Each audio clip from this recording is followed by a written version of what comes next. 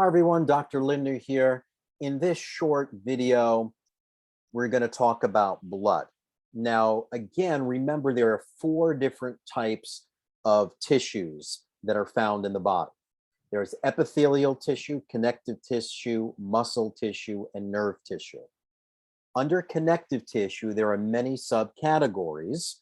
One of them is liquid connective tissue. Now, liquid connective tissue, this is where we talk about blood.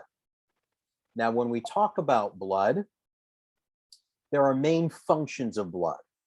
It's going to carry, if you think of blood, especially like red blood cells, it's going to carry oxygen and carbon dioxide. It's going to carry oxygen to all different parts of the body and help us remove CO2 by exhaling and breathing it out. The blood in general, especially with your blood vessels, it's going to carry hormones to different parts of the body. It's going to transport waste products and bring nutrients to the body and remove waste products from the body. Okay, so those are some of the main functions when I think of at least red blood cells. But then we have white blood cells that when I think of the WBCs, I'm thinking of the immune system. Okay. So, and part of our defenses. Okay, this is where we have white blood cells and antibodies. This is all white blood cell function. So the 3 types of blood, if we 3 different types of cells that we find in blood, when someone does a blood draw, let's see if I can find that slide here. Here it is. When someone does a blood draw, now you got to ask yourself, is blood taken from arteries or taken from veins? Blood is taken from veins. That's why it's called venipuncture or venipuncture. It's extracted from veins. And then it's put in a tube, and the tube is spun through a centrifuge. And when it spins at such high resolution and velocity, and it keeps spinning, that centripetal or centrifugal force separates the formed elements. The heavy stuff drops to the bottom, and the lighter stuff floats to the top. And one of the major differences between epithelial tissue and connective tissue is the appearance under a microscope. Epithelial tissue, if you remember back to an older video, it's made up of cells that are tightly packed together, right on top of each other, with very little extracellular material. But connective tissue is when cells are not closely packed, they're separated from one another, and they have lots of extracellular matrix around it.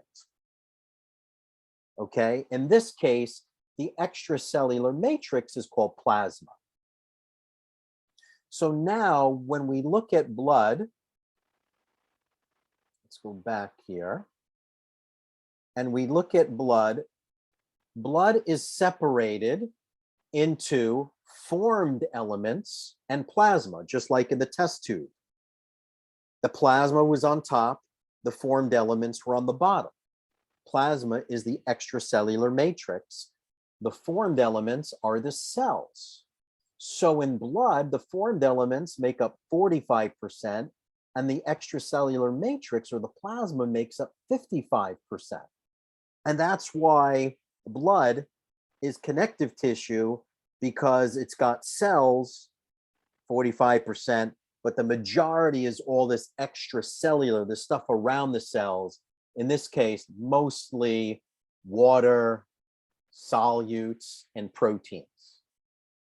But the formed elements of blood are red blood cells, white blood cells, and platelets. Red blood cells, white blood cells, and platelets. Okay, the red blood cells are called erythrocytes. Those are the most abundant. They're designed to transport gases like oxygen and CO2 and even nitric oxide. White blood cells, WBCs, white blood cells, these are called leukocytes, and these are part of the immune system. And there are 5 types of white blood cells that we're going to show you. They are divided into granular sites and agranular sites. Granular and agranular. The difference between granular and agranular is when you look at the cells in the cytoplasm, if it looks very granular, those are called granular sites. If the cytoplasm of the white blood cell lacks granules, then they're called agranular sites. Whenever you put the letter A in front of the word, it means without. So granular sites and agranular sites. There are 3 types of granular sites and 2 types of agranular sites, which give us the 5. The 3rd type of formed element in blood, these are called platelets, or sometimes referred to as thrombocytes, and platelets are involved in clotting. When you get a cut, you should be able to clot. When people use baby aspirin or excessive amounts of aspirin, it thins the blood. It prevents clotting from taking place. Okay, so we have red blood cells, white blood cells, and platelets.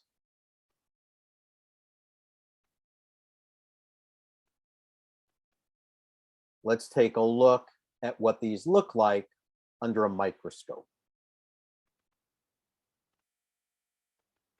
So here's an RBC, or a red blood cell.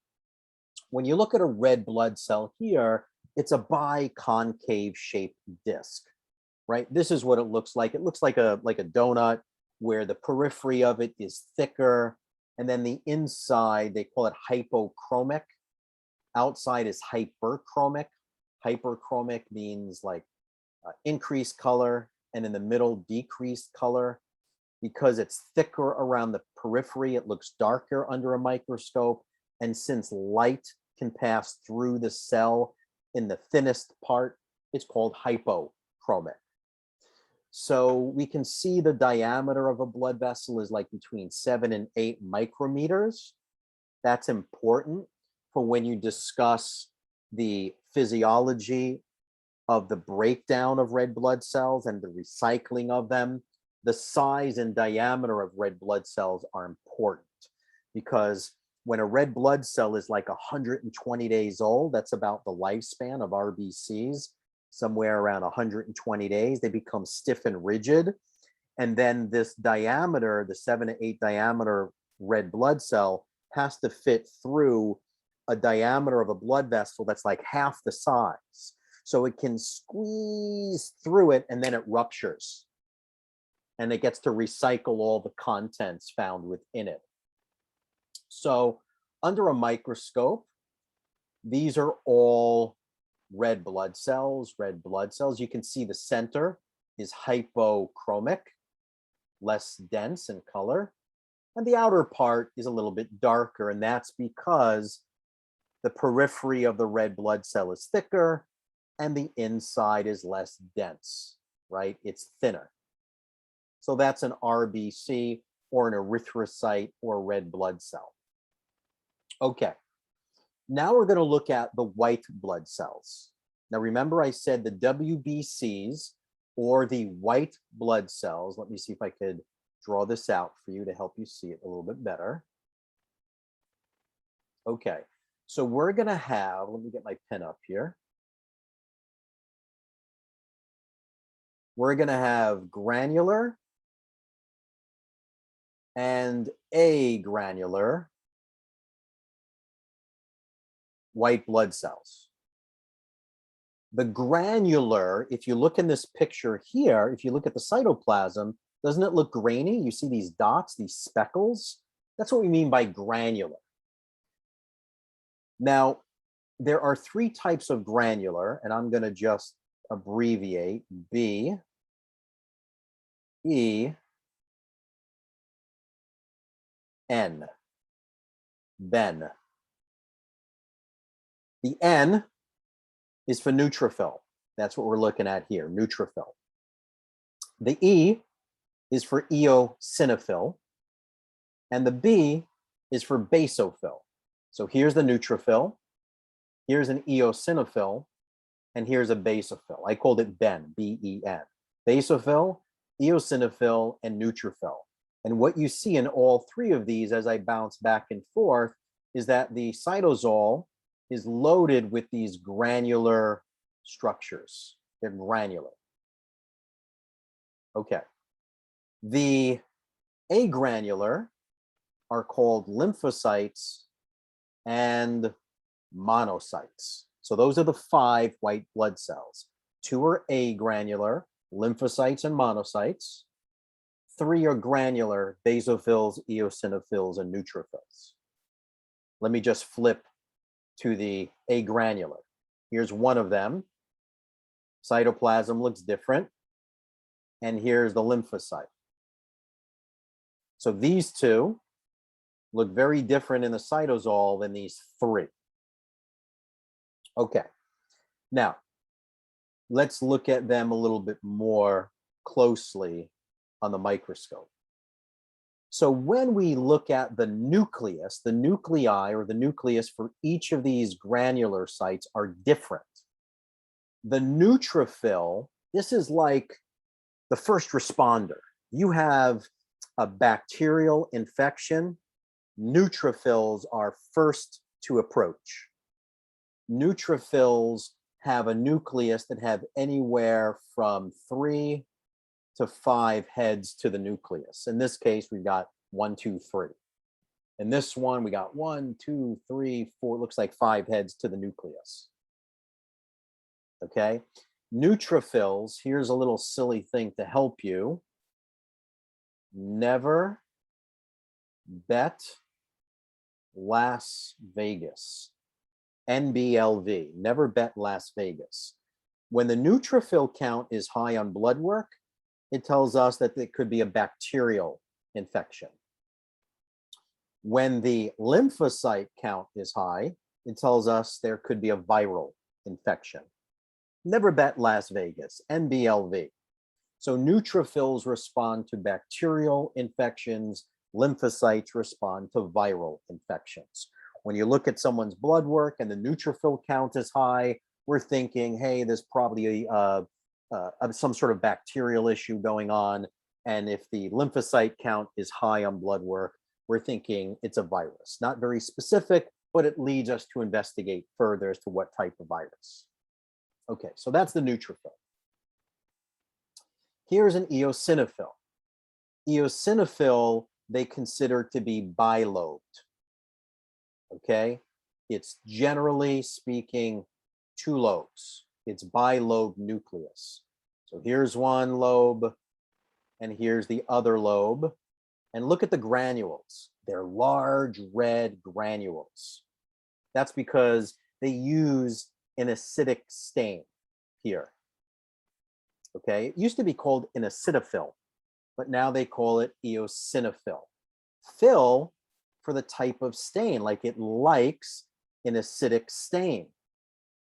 A neutrophil likes a neutral stain, whereas a basophil takes up a basic stain to be able to pick up the nucleus, and they stain it to pick up the granules. If you look at the basophil, everything is blue. So I think of the B with blue, everything is darker blue, everything is blue here. And the nucleus is somewhat obscured due to the dark staining. So it's really hard to see. It's blue stained. The nucleus tends to be kind of kidney bean shaped in a basophil, but the granules are typically dark bluish stained, which is very different than the eosinophil, which is the granules are stained bright red. Okay, so that's how you differentiate the neutrophil from the eosinophil from the basophil. When we look at a monocyte and lymphocyte, these are agranular. The monocyte is really large, and the nucleus is kidney bean shaped without granules. That's a kidney bean shaped nucleus. It's very large, but it's agranular. Now, monocytes Monocytes are found in your blood vessels and they become macrophages. Macrophage. They become macrophages when they go into tissues. So monocyte is very general. And then your body goes, hey, we have a problem in the liver. We have a problem in the lungs. We have a problem in the skin. The monocyte leaves, goes into those tissues. Now it becomes a macrophage. It becomes like an old school white, like Pac-Man that engulfs debris. It's cell eating. That's what a macrophage does. Okay. Lymphocytes, also large cell, but look at the nucleus. The nucleus is almost as big as the cell itself. We could see it here. The nucleus is as big as the cell itself. These are lymphocytes. They have a perfectly round, symmetrical nucleus with very, very little cytoplasm because the nucleus occupies so much of the cell. Okay, so again, to review the 5 types of white blood cells: granular and agranular. Granular is Ben, B-E-N, basophil, eosinophil, neutrophil. The neutrophil has 3 to 5 lobes to the nucleus. The eosinophil is usually bilobed with large red stained granules. And the basophil is dark blue. It's darker. The nucleus is sometimes obscured due to the dark blue staining granules around it. The neutrophil is our primary responder. Okay. The basophil releases histamine. The basophil can release histamine that makes blood vessels dilate. Okay. And eosinophils release histamine ACE, which is an enzyme that breaks down histamine. Okay, that's pretty cool, right? One makes histamine, the other makes histamine ACE to kind of break it down. When your eosinophil count, when this count is high, they think you have allergies. They're going to link it to allergies, and then they dig a little bit further. Is it an allergy to something you're eating, or is it an allergy to something in the environment? Eosinophils are also high if you've gone camping and maybe drank some stream water. They'll see eosinophils high if there's a parasite in your body as well. Okay. And the agranular sites are lymphocytes and monocytes. Monocytes are large. They have a kidney-shaped nucleus, whereas the lymphocyte has a nucleus that occupies almost the same shape of the cell itself. Okay. So this is another lymphocyte. I won't ask you this one because I think it's confusing with the monocyte. This is a platelet. Platelets create a thrombus or a blood clot. Okay, there's no nucleus here. It's just a spindle-shaped type of fragment, and it helps our body clot. These are platelets. So when we look at a plaque of blood here, we can look at all of these numbers 1 through 8. So number 1 right here is an erythrocyte or red blood cell. What I want you to look at in general is you have a bunch of different type of cells scattered far apart with lots of yellow-green extracellular matrix. That's what makes this connective tissue. Lots of cells, they're not packed closely together, they're spread far apart, and we have lots of extracellular matrix. Number 8, the matrix here is called plasma. Number 7, these small little things, these are the platelets that help you clot. Okay, so number 7 are platelets. Let's look at number 2. Here is the cell. It's agranular. And this cell has a large nucleus with very little cytoplasm. It's one of the agranular sites, just like this one here. This is going to be your lymphocyte. Whereas number 3, really large cell, It's one of the biggest ones that we have. This is a big cell. This is a big cell. These are kidney bean-shaped nuclei, agranular. That's your monocyte.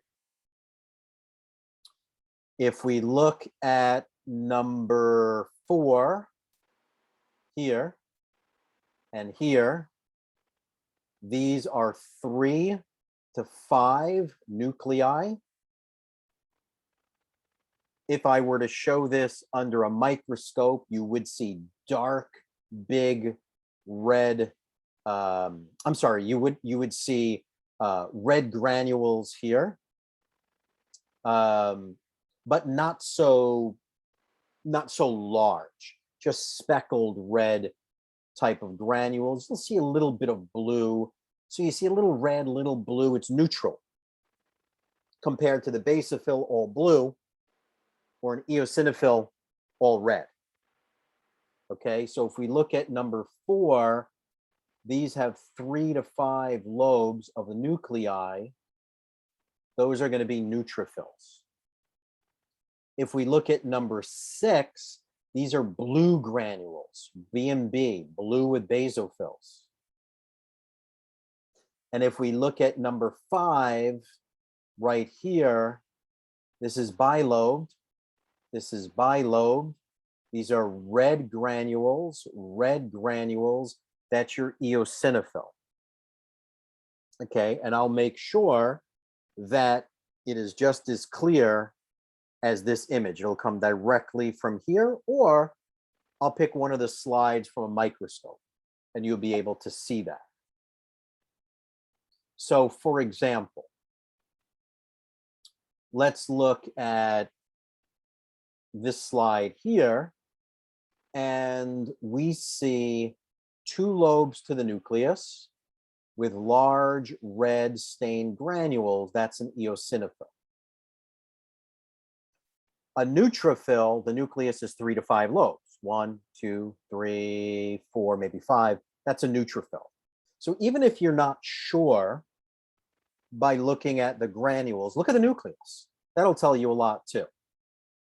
Everything else around it, these are red blood cells, RBCs. Okay, let's look at this one. This is a monocyte. It's agranular.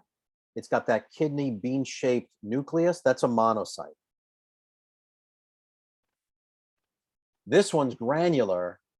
Can you see the nucleus? Not so well. And that's because the granules are stained and it's obscuring the nucleus. So that's the question you ask yourself. Is it granular? Yup. Can I really see the nuclei as clear as I did here and here? Nope. You go with basophil. Go with basophil. Let's look at this one. Look at the nucleus. 1, 2, 3, 4. That makes it a neutrophil. This has a large nucleus, very little cytoplasm. That's your lymphocyte. Let's look at them all together. All right, out here in the periphery, these are all red blood cells, right? It's hyperchromic around the periphery, hypochromic in color in the center. In all of these, we can see red blood cells. Okay, what do we see? Let's see if you can name number 1. Let's take a look. We'll say, well, it's agranular. It's the largest one that I see, and I got a kidney bean shaped compared to number 2 that has a nucleus with very little cytoplasm. So number 1 would be our monocyte. Number 2 would be our lymphocyte. Okay, now 3, 4, and 5, these are granular. The nuclei are different. Here we have 1, 2, 3, 4, 5 nuclei. This nuclei is dark stained. This one is bright red. Okay, so 3 to 5 nuclei, that's your neutrophil. The one that's got the dark blue stain granules, B and B, basophil with the dark blue stain. The dark red stain, that's your eosinophil. Hopefully we got that right. Let's take a look. Yes. First one's your monocyte, second lymphocyte, third is your neutrophil, eosinophil, and your basophil. All right.